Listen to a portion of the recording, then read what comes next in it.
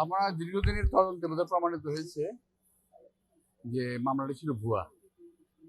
আমরা একটা র্যালি করে আসছিলাম আমাদের পার্টি অফিস থেকে, তো সিদ্ধেশ্বরী অথবা কাকরাইলের আশেপাশেই হঠাৎ করে আমাদের উপরে গ্রেনেড, সাউন্ড গ্রেনেড, গুলি, অতঃপর অনেক গোলাগুলি করে আর কি ওখানে। আমরা তো যে যার মতো আত্মরক্ষা করি। অতঃপর পুলিশ আমাদের বিরুদ্ধে ভুয়া কিছু মামলা দেয়। সেই মামলা 2013 সাল থেকে আজ পর্যন্ত, আজকে 2025 চলছে। আমাদেরকে কোর্টে আসা যাওয়া করতে করতে সময় নষ্ট হয়েছে, টাকা নষ্ট হয়েছে। এই মামলায় আমাদেরকে জেলেও যেতে হয়েছে, আবার জামিন করেছি। এখন দেখা গেছে যে হয়তো দেখা গেছে যেটা এখন আর আমরা অচল। তো আমরা প্রেজেন্ট করেছি, আমরা বলেছি যে আমরা তো নির্দোষ।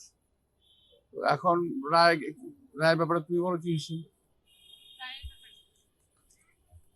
আমি তো শুনি নাই। সম্মানিত সাংবাদিক বৃন্দ, আপনারা জানেন আজকে যিনার পক্ষে আমরা মামলাটা করেছি উনি ঢাকা সিটির সাবেক সফল মেয়র, সাবেক মন্ত্রী এবং সাবেক সংসদ সদস্য, উনি বিএনপি স্থায়ী কমিটির সদস্য জনাব মির্জা আব্বাস সাহেব।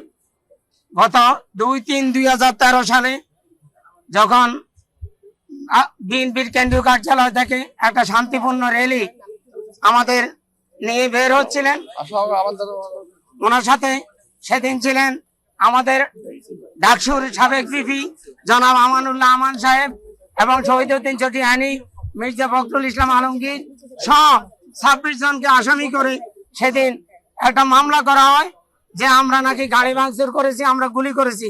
কিন্তু এজাহারে, আপনাদের কাছে এজাহারে কপি আছে, এজাহারে সুস্পষ্টভাবে বর্ণনা দেওয়া আছে। সেদিন পুলিশ আমাদের সাধারণ এই শান্তিপূর্ণ মিছিলের উপর টিয়ার সেল মেরেছে, রাবার বুলেট মেরেছে। আর সেই রাবার বুলেটের অংশবিশেষ সেদিন তারা অত্যন্ত পরিকল্পিতভাবে মির্জা আব্বাসকে দমাই রাখার জন্য আমানুল্লাহ আমান সহ বিএনপির কেন্দ্রীয় নেতৃবৃন্দ, শহীদউদ্দিন চটিয়ানি সহ এদের সবাইকে দমিয়ে রাখার জন্যই একটা মামলা করা হয়। একই ডেটে টোটাল 5টা মামলা করা হয়। রমনা থানায় 2টা, শাহবাগ থানায় 1টা এবং মতিঝিল, পল্টন, শাহজাহানপুর থানায় টোটাল 5টা মামলা। সেই মামলাগুলোতে ইতিমধ্যে আমরা অন্য কোর্টে শুনানি করেছি। আদালত, আমরা আজকে সার্চ শুনানির জন্য ছিল, আমরা আদালতকে বলেছি আমরা 13 বছর হাজিরা দিয়েছি এবং এমনও দিন গেছে যে আজকে ডেট, আবার সোমবারে ডেট, আজকে বৃহস্পতিবার, আবার সোমবারে আরেকটা ডেট। এইভাবে ওনাদেরকে প্রতিদিন মিনিমাম মির্জা আব্বাস সাহেবকে 15-20টা মামলা, আমানুল্লাহ আমান সাহেব থেকে শুরু করে আমাদের প্রতিটা নেতা কর্মীকে এইভাবে গত 17 বছর কষ্ট করতে হয়েছে। আজকে আমরা 241-এর এই ধারা মোতাবেক আদালতে দরখাস্ত দিয়েছি। আদালত মামলাটা পূর্ণাঙ্গ পুঙ্খানুপুঙ্খানুভাবে পর্যালোচনা করে দেখেছেন মামলাটা মিথ্যা, বানোয়াট এবং উদ্দেশ্য প্রণোদিত। সেই সব আদালত ন্যায় বিচারের স্বার্থে ওনাদের সবাইকে অব্যাহতি দিয়েছেন। প্রশ্নটা খুব ভালো। কতকাল হাজির হতে হয় ভাই? যুগ যুগ ধরে আমরা হাজির হচ্ছি, জেলে যাচ্ছি,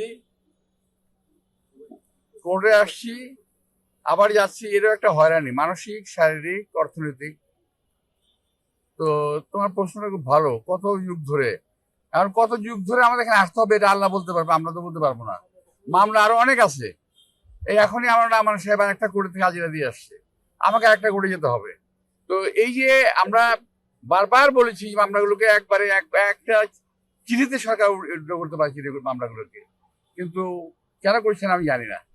আমাদের বিরুদ্ধে, আমরা যারা রাজনীতি করি, আমাদের বিরুদ্ধে যত মামলা দেওয়া হয়েছে সবই বাজে মামলা, মানে মিথ্যা মামলা। আমি আশা করেছিলাম যে সরকার যেদিন পরিবর্তন হলো, নতুন সরকার একটা অর্ডারের মাধ্যমে সকল মামলা প্রত্যাহার করে নিতে পারত, কিন্তু কেন করে নাই এটা আমার কাছে প্রশ্নবোধক।